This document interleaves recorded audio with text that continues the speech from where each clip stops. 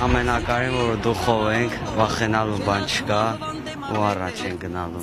5 ամսվա ժամկետային զինծառայող Ստեփանակերտցի Դավիթը պատերազմի օրերին բոլորին հիացրած իր այս տեսանյութը վերջերս է տեսել։ Ասում է, արտասովոր ոչինչ չի արել, բոլորի նման իր ծառայությունն է կատարել։ Դեմից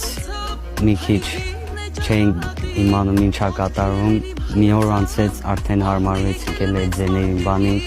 արդեն մեր համար սովորական է դառել։ Դիրքերում էի առավոտը ժամը 6:30 բան սկսվեց,